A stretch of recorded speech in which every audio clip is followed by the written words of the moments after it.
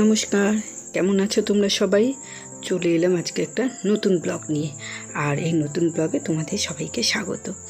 তো আজকে কিন্তু সকাল থেকে মনটা ভালো নেই, যদিও আমি ভয়েসটা দিচ্ছি অনেক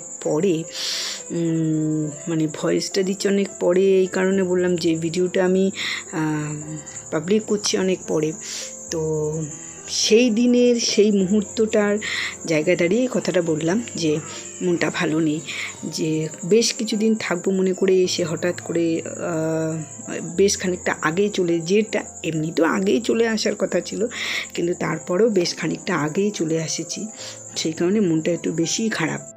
সকালবেলা ঘুম থেকে উঠেই চলে এসেছিলাম এই বাড়িতে, কারণ আজকে আমরা বাড়ি ফিরবো, তাই সবার সঙ্গে একটু দেখা করতেই এলাম একসাথে। আর একটু ফটো তুলবো, বাড়িতে নিয়ে যাব, সবাইকে দেখাবো। বিশেষ করে আমার কর্তামশাইটাই তো বাড়িতে, তাকে দেখাবো। যদিও সে ভিডিও কলে কথা বলেছে, তবুও সবার সাথে তো তার পরিচয় হয়নি।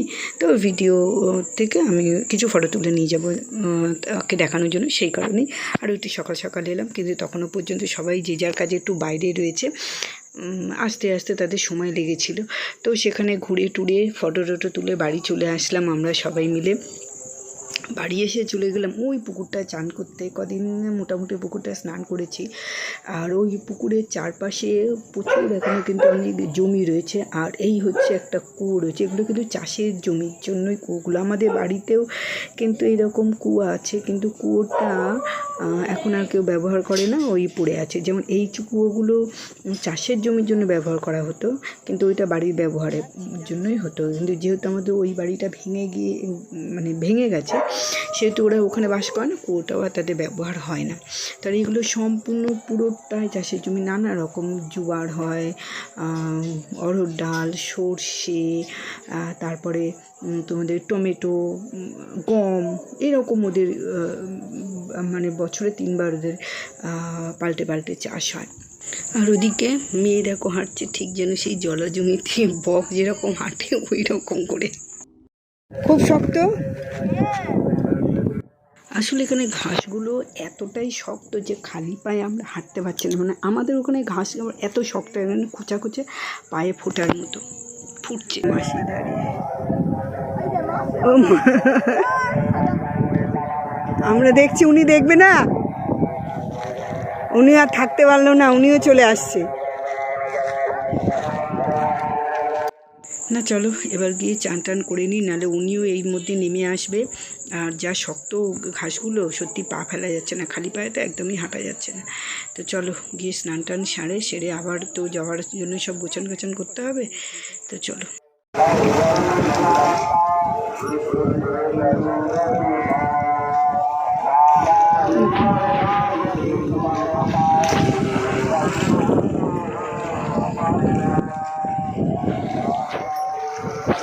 এইরকম ঠান্ডা পুকুরের জল আমাদের ওখানে জল।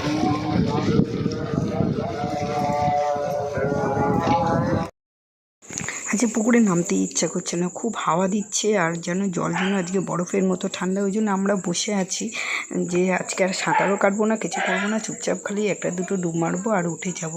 আর এর মধ্যে আরেকটা জিনিস মজার হয়েছে, যেগুলো হয় দেখি সব জায়গাতেই দেখি, হ্যাঁ গরু আসছে, মোষ আসছে, জল খাচ্ছে, চলে যাচ্ছে। কিন্তু আজকে যেটা আমি দেখলাম, যে এই যে মোষ দুটো আসলো, এসে একসঙ্গেই জল খাচ্ছে, এবং একটু পরে দুজনেই জল খেয়ে দুজনেই একসঙ্গে নেমে গেল। এবার আমি বুঝতে পারছি না ব্যাপারটা কি হলো। দুজনেই একসঙ্গেই যাচ্ছে, করছে, আবার জল একসঙ্গে খেয়ে দুজনেই দেখো একসঙ্গেই পুকুরের মধ্যে নেমে গেল। এবার আমি তো প্রথমে ব্যাপারটা খেয়াল করিনি, দেখো তোমরা হয়তো দেখলে বুঝতে পারবে যে দুজনেই কেন একসঙ্গে নেমে গেল। আমি তখন খেয়াল করিনি, কারণ ওদের একটা খুব ছোটো দড়ি দিয়ে দুজনেই বাঁধা রয়েছে। এইবার ওপর করছে কে, এই দুটো মোষের মধ্যে একটা মোষ কিন্তু দিব্যি ডুব সাঁতার দিয়ে যাচ্ছে, কিন্তু আরেকজন নয়। তো এইভাবেই দুজনে দেখলাম এপার থেকে ওপারে চলে গেল।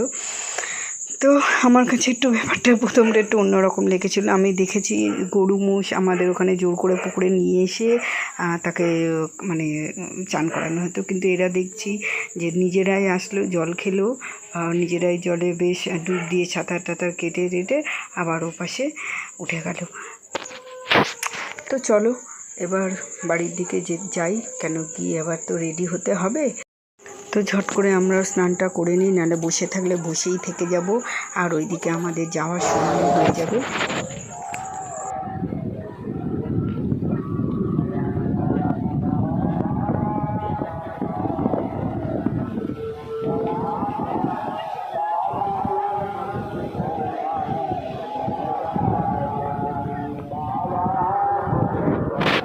আমাদের তাড়াতাড়ি চলে আসার পিছনে কারণ হচ্ছে 25শে বৈশাখে মেয়ের প্রোগ্রাম ছিল। মেয়ের নয়, ধরো ওই আমাদের দুজনের। এইখানেই হচ্ছে আমি শিং ভেঙে বাছুরের দলে ঢুকে পড়েছিলাম, যে কারণে হয়তো কারোর প্রশংসা পেয়েছি, আবার কারোর তীর্যক একটু টিপ্পণীও শুনেছি। তো চলো, কিছু করার নেই, শুনতেও হবে, কারণ হচ্ছে এটাই হচ্ছে দুনিয়া। আর এই পার্টিসিপেট করার কারণ হচ্ছে কয়েকজন প্রথম থেকে করব বলে কিছুদিন প্র্যাকটিস করে তারপরে এমন সময় ছেড়ে দিল যে আর কাউকে না পাওয়া যেত, তখন আমি সেইখানটা সে ছোট কয়েকটা পার্ট যেগুলো আমি করে দিয়েছিলাম। তো সেই কারণে শিং ভেঙে বাছুরের ধারায় ঢোকা পড়ছে। তুমি ওটা অফ করো, দেখি পড়ছি কিনা বুঝতে পারছি না। আরে বাবা, তোর মোড়কে খাড়া হয়। এখন 8:30 বাজে, আর আমরা এসে পৌঁছেছি হাজারীবাগ। কিন্তু আমার খিদে পেয়েছে খুব জোরে। তো আমি কী খাবো, এখানে খাবার কিছু পেলাম না, পেলাম এই চানা, আর এই নিয়ে এসেছিলো ডাবল ডিমের পোচ। তাই এই সবাই মিলে ভাগ করে তাও দাম নিয়েছিল গো প্রত্যেকটা, এটা 20 টাকা, ওটা 20 টাকা। এবারে তো এখন যাই না, রাতের খাবার তো নিয়ে এসেছি, কিন্তু ওটা ঠিক আমার মতো খাবার না, আমি খেতে পারি না। তো সেই একটা চিন্তাভাবনা রয়েছে বলে ওরে বাবারে, রাতের খাবার খেতে গিয়ে তো আমার পকেট পুরো ফাঁকাই হয়ে গেল। আমাকে ওখান থেকে দিয়ে দিয়েছিল আমাদের জন্য, সবার জন্য রুটি আর আলু ভাজা। দাঁড়াও, তার আগে তোমরা ওইটা আগে দেখো, দূরে দেখতে পাচ্ছ, মনে হচ্ছে না কুয়াশা না, কুয়াশাই। এটা কিন্তু মোটামুটি ধরো ভোরবেলা হয়ে গেছে, এটা কুয়াশা, পুরো কুয়াশা, আর একদম সে ধোঁয়ার মতো দূর থেকে এত সুন্দর জিনিসটা লাগছিল। তো যাই হোক, আমরা তো মাঝরাতে 12টার সময় নেমেছিলাম একটা ধাবাতে, সেখানে নেমে আমার চলো একটু তরকারি উঠে নিই। 2টো তরকা নিতে তো আমার সত্যিই কথা বলছি, আমার পকেট ফাঁকা করে দিয়েছে। 2টো তরকার, একটা ছোটো ওই 500 কোল্ড ড্রিঙ্কস নিয়েছিলাম। বাবা, মনে থাকবে আমার বাইরে বেরিয়ে হোটেলে খাওয়ার। তো আর কি করব, তখন তো কিছু করার ছিল না, আর আমি শুকনো খেতে পারবো না। ভাবছি চলো বাড়ি চলে আসবোই যখন, অসুবিধা নেই। তো সেই কারণে তখন খেয়েও নিয়েছি। তো আর কিছু করার নেই। যাই হোক, যেটা বলছিলাম, তো তখন আমার ওই প্রোগ্রামটা ওদের মানে উতরে দেওয়ার জন্য ওইখানে ঢোকা। তো সেটাতে অনেকে আমাকে পিঠেও চাপড়েছে, অনেকে আবার টিপ্পনি দিয়েছে। কিন্তু আমার মনে হয়েছে তখন ওই কী বললো, তার থেকে তাদের প্রোগ্রামটাকে যেটা তারা করবে বলে বাচ্চাগুলো রেডি হয়েছে। তারপরে সবচেয়ে বড় কথা হচ্ছে আমার যে ওই দিদির যেন একটা মান সম্মানের ব্যাপার হয়ে যাবে। তো মনে হয় আমাকে দুটো কী বললো থেকে তার প্রোগ্রামটা যদি সুন্দরভাবে হয়ে যায় আমার একটা ছোট্ট পার্টের জন্য, তাহলে সেটাইকেই আমি বেশি গুরুত্ব দিয়েছিলাম। তো এখন তো আর ওই সময় নেই, কোনো কিছু করার নেই। যদিও আগে নেক্সট অনেক প্রোগ্রাম থাকে, দিদি আমাদের সবসময় উৎসাহ দেয়, হ্যাঁ কর, ভালো করতে থাক, কিন্তু বয়সের দিকেও একটা তাকাতে হয়। তো চলো, দেখতে কিন্তু আমরা মোটামুটি চলেই এসেছি। ব্রিজ থেকে নামলেই আমরা বাড়ি চলে আসবো, বাড়ি চলে আসবো না, আমাদের মোটামুটি গন্তব্যে চলে আসবো। তারপরে এবার বাড়ি যাওয়ার পালা। তো চলো, আজকের মতো এখানে ব্লগটা শেষ করি। তোমরা সবাই ভালো থেকো, সুস্থ থেকো। তোমাদের সঙ্গে দেখা হবে আবার একটা নতুন ব্লগে। তো চলো, আজকে